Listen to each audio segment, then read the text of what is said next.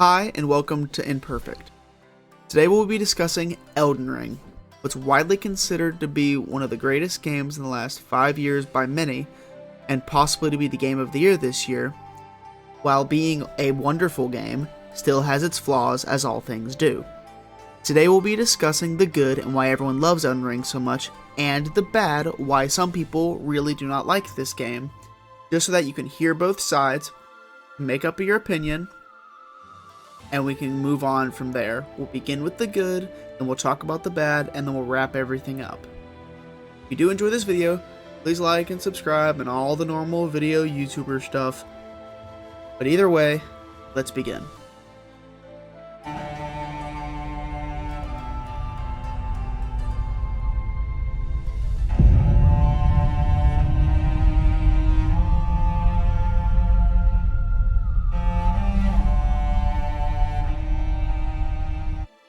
The first thing you have to talk about when you talk about Elden Ring is the graphics. This game looks incredible. From the cutscenes, from the animations of the attacks you do, from the boss's animations, the different attacks stuff has, from the way the dragons are rendered to look vicious just as they should, from the bosses that look like these broken or these impossibly strong warriors, how they just look perfect, from the creatures, from the wildlife that nearly look like the real thing, just massive and scary. They all look incredible. And no one's even arguing the fact that this game looks bad. No one is saying that. Some people are even calling this the most beautiful game ever made.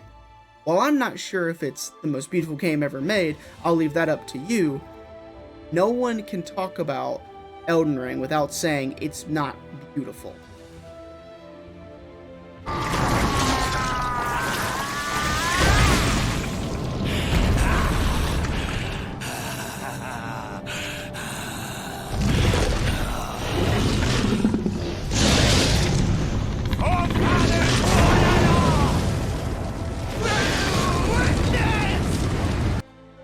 The boss quality in Elden Ring is insane. There are no two bosses that you're going to come across as far as the main track goes that are going to have the same moveset. They'll all be different or have a new wrinkle thrown in for you to overcome. And some people, this is why they love the game, is simply because of the variety of bosses in the game.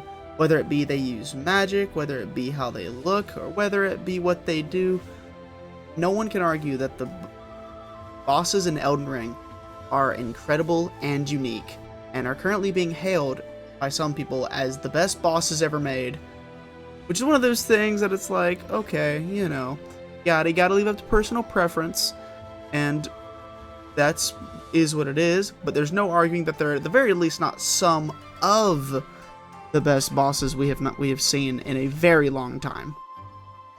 Now, with that being said, move on to the next part. Open world.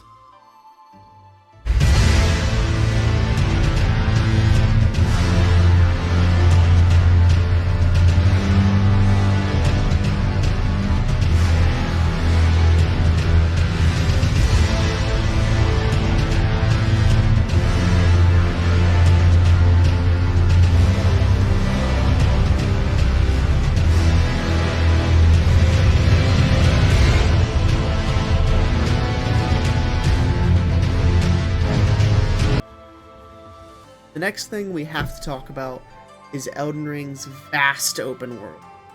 This game is massive. Some people have been saying that it's the prettiest and best open world there's ever been. However, we do live in a world where The Witcher 3 does exist. Still your own opinion thing. But the world is beautiful. You can go anywhere. You can do whatever you want.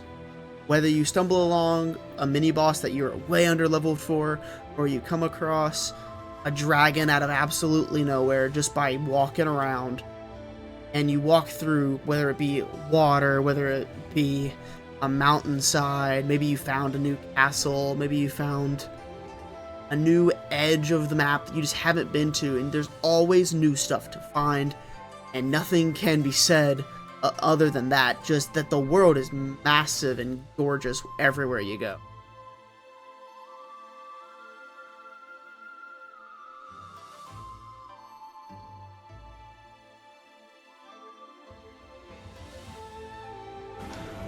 Guys!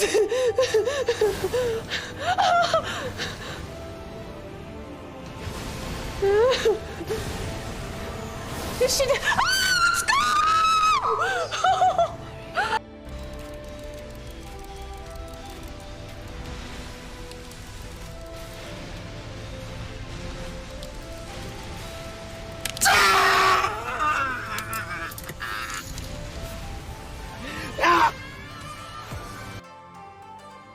The last thing that has to be said about the good things about Elden Ring is the rewarding challenge.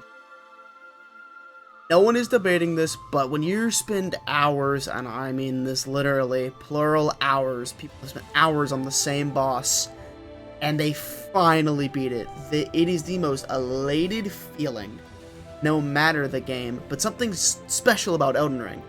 Because you can't turn the difficulty down in Elden Ring, you just have to beat it. You know that meme of the doctor guy, Doctor Who, when he's punching the concrete wall for like a billion years. That's some Elden Ring players. They're not gonna go power level like RPG people. They're not gonna go do this. They're just gonna do it over and over again. And when they finally burst through the wall, they are the most elated people ever. I've heard it. I've seen it. I've been a part of it. It is one of the greatest feelings ever.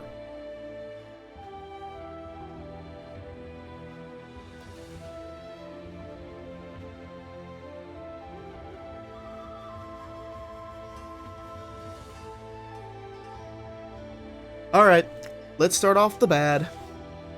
The game doesn't tell you where to go. I know, hold on, for all of you screaming, I know. Some people are like, that's part of the great things about it. Okay, for you, buddy, for you.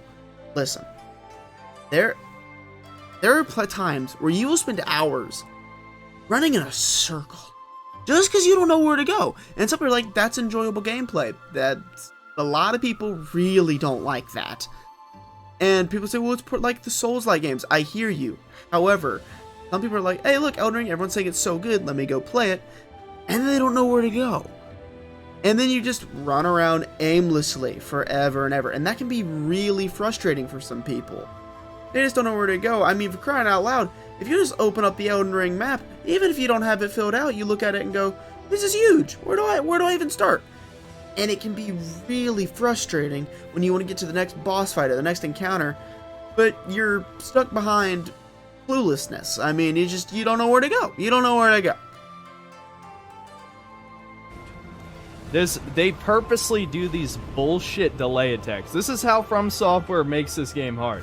Okay, he does a flip, right? And then he does an animation. Your brain's like, oh, he's doing another flip, right? Oh, no. He holds half a second for no reason flying through the air to slice a second time. Fuck you.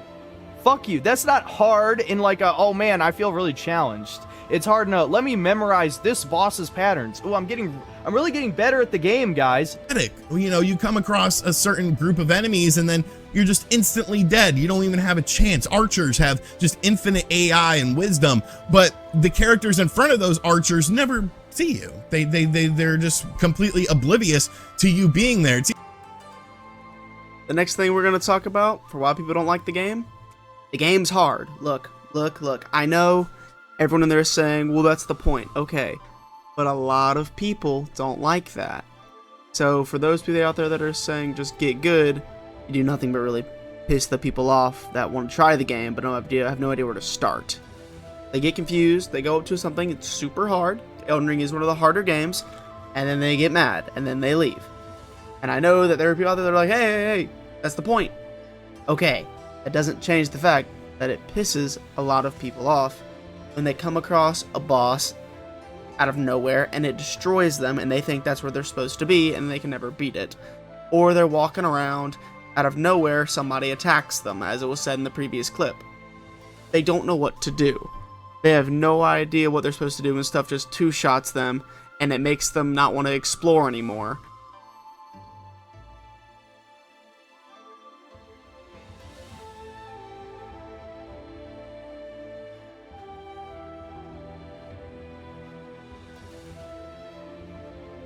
Put your get good pitchforks down. Last thing we're going to talk about today is that the community sucks for a lot of people. There's a good portion that will say, you don't like Elden Ring because you're bad. You don't like Elden Ring because of XYZ. It's on you, other than an opinion. You can't beat it, you thought it was too hard, you just suck. Other than being helpful, they're pretty mean. While this isn't all, this is a complaint of people that aren't inside the Elden Ring community. Well, I will admit that the Elden Ring community is not nearly as bad as the community that shall not be named. Still, every community has stuff they can work on, and this one just seems to be, the things that I've seen, a little nastier to people who don't like their game than a couple others. Other than that one, of course. But that's where we'll end it. What do you think? Do you like Elden Ring? Do you not like Elden Ring? I like it. Some people don't. That's fine by me. I understand their reasonings.